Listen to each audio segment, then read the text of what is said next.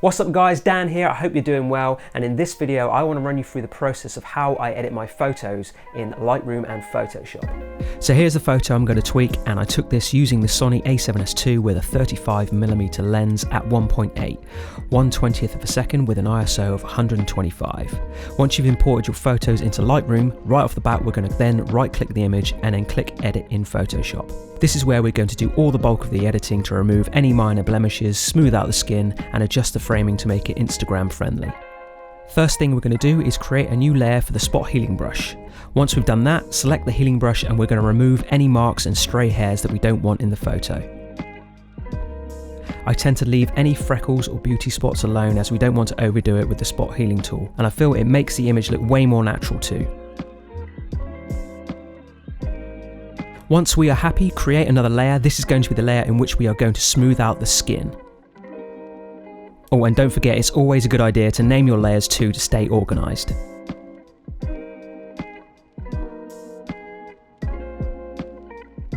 Select the brush tool. Set the flow to about 39 to 43.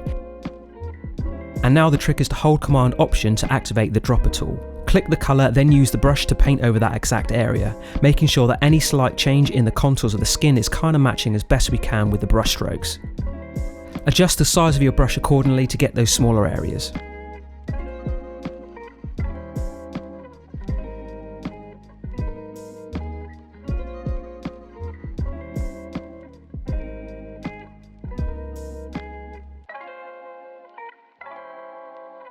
I know what you're thinking, the skin now looks waxy and unrealistic, kind of when people use that really bad skin filter on their smartphones. Don't worry, we're going to correct this now.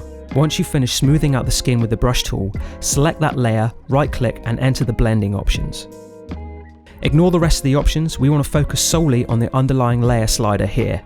Hold down Command or Option to enable you to move just this part of the slider and bring it over to the right to around about here. What that does is bring back some of the detail of the skin through our skin smoothing layer, and as you can see it makes it look so much more natural. What I also like to do here is set the opacity down to 75 to 80% to blend that layer in a little bit more. Now switching between before and after, you can see how much of a difference it makes to your photo. Next thing we want to do is crop this image to a more Instagram friendly format. Let's select 4.5 and add some more space to the side of the photo.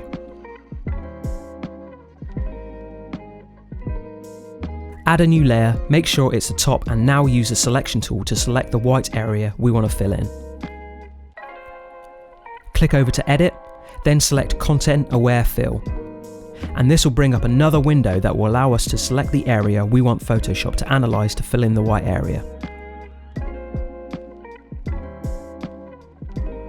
There you go, it's not perfect, but we can fix this by using the clone stamp and the brush tool to tidy up this little area near the elbow here.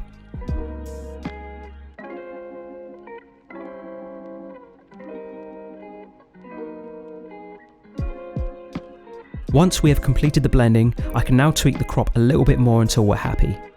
And there you have it. Save that, and now we're going to swing back over to Lightroom to make the final finishing touches. What we're going to do now is apply one of my LUTs to the image.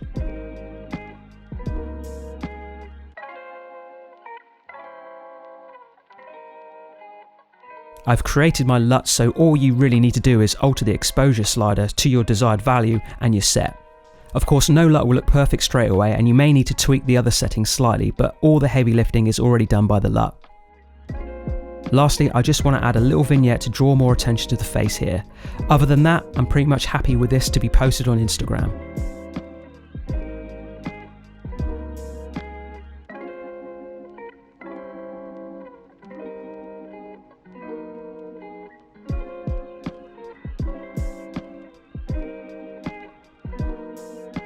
So that is the step-by-step process of how I edit my photos. If you're interested in that particular LUT that I used in the tutorial, there's a link in the description below to my LUT pack if you're interested. If you have any questions, please give me a shout in the comments below. Please give this video a thumbs up and don't forget to subscribe for more videos about gear, reviews, tutorials, creating cool stuff and things. And I shall see you, hopefully, in the next one.